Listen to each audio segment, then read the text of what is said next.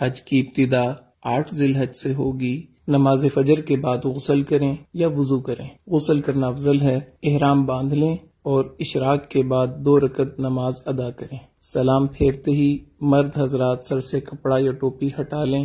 حج کی نیت اس طرح کریں: یا اللہ میں حج کی نیت کرتا ہوں، آسان فرما، قبول فرما۔ مرد اونچی آواز سے اور خواتین آہستہ آواز سے تلبیہ پڑھیں۔ اب آپ پر احرام کی پابندیاں شروع ہو چکی ہیں۔ احرام کی حالت میں تلبیہ پڑھتے ہوئے مینا پہنچنا ہے۔ آج کا دن مینا میں گزارنا ہے۔ ظہر، عصر، مغرب اور عشاء کی نمازیں مینا میں ادا کریں۔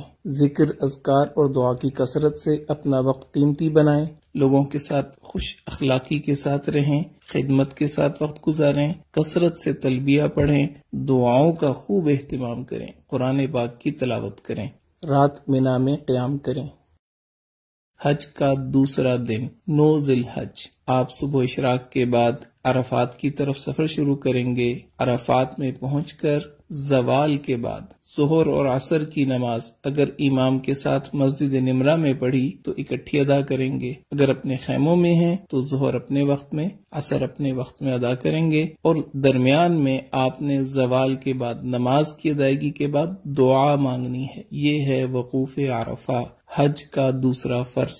9 ذی الحج کو یہی عمل ہوگا۔ مغرب تک عرفات میں قیام کریں۔ مغرب کے بعد، مغرب سے پہلے نہیں آنا، مغرب کے بعد آپ مزدلفہ کی طرف آ جائیں گے۔ مزدلفہ میں عشاء کے وقت مغرب اور عشاء کی نماز ایک اذان اور ایک اقامت کے ساتھ ادا کرنی ہے۔ اس کے بعد آپ 70 کنکریاں اکٹھی کر کے اپنے پاس رکھیں۔ اب آپ نے رات وہاں قیام کرنا ہے۔ 10 ذی الحج، حج کا تیسرا دن، اور آپ اس وقت مزدلفہ کے میدان میں ہیں۔ فجر کی نماز ادا کرنے کے بعد وقوف مزدلفہ یعنی مزدلفہ کے میدان میں کھڑے ہو کے دعا مانگنا، یہ حج کا پہلا واجب ہے۔ اس کے بعد آپ جب سورج تھوڑا طلوع ہو جائے تو رمی کے لیے مینا کی طرف چلیں گے۔ یاد رکھ لیں 10 ذی الحج آج آپ نے 5 واجب پورے کرنے ہیں، ایک فرض کی آخری ادائیگی کرنی ہے۔ پہلا واجب وقوف مزدلفہ ادا ہو گیا۔ دوسرے واجب کی طرف آپ جا رہے ہیں، شیطان کو پتھر مارنے۔ مینا میں آج صرف بڑے جمرہ کو 7 کنکریاں مارنی ہیں۔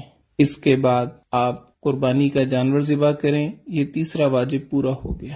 اس کے بعد آپ اپنے سر کے بال منڈوا لیں، یہ چوتھا واجب پورا ہو گیا۔ اب آپ احرام کھول سکتے ہیں اور عام لباس پہن سکتے ہیں۔ اس کے بعد آپ طواف زیارت کے لیے مکہ مکرمہ بیت اللہ کی طرف سفر شروع کریں۔ بیت اللہ پہنچ کر طواف کریں، یہ آپ کا طواف زیارت ہے۔ حج کا تیسرا فرض، حج کے تینوں فرض مکمل ہو گئے۔ اس کے بعد آپ نے سعی کرنی ہے، سعی حج کا 5واں واجب، یہ بھی پورا ہو گیا۔ اب آپ واپس رات کو مینا میں آ جائیں، مکہ مکرمہ میں قیام نہ کریں۔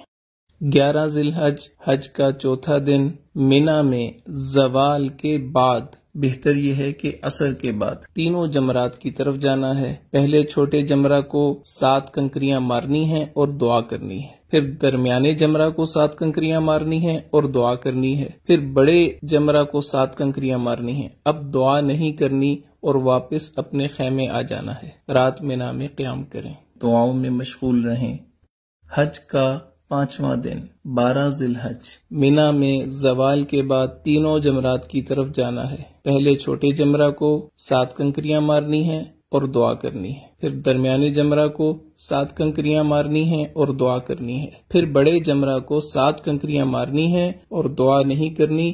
اب آپ کے پاس اختیار ہے، اگر آپ رات مینا میں قیام کرنا چاہیں تو 13 کی رمی آپ کے ذمہ ہوگی۔ اگر آپ رات قیام نہیں کرتے، آپ واپس مکہ مکرمہ اپنی بلڈنگ میں آ سکتے ہیں۔ بہتر یہ ہے کہ اپنے خیمے میں آئیں اور 13 ذی الحج کی رمی زوال کے بعد تینوں جمرات کو پتھر مارنے کے بعد مکہ مکرمہ واپس آ جائیں۔ اب صرف ایک واجب رہ گیا، طواف وداع۔ وداع یعنی رخصت ہونے والا طواف، یہ حج کا 6واں واجب ہے۔ آپ کے سارے مناسک پورے ہو گئے، 3 فرض آپ نے پورے کیے، 6 واجب آپ نے پورے کیے، آپ کا حج مکمل ہو گیا۔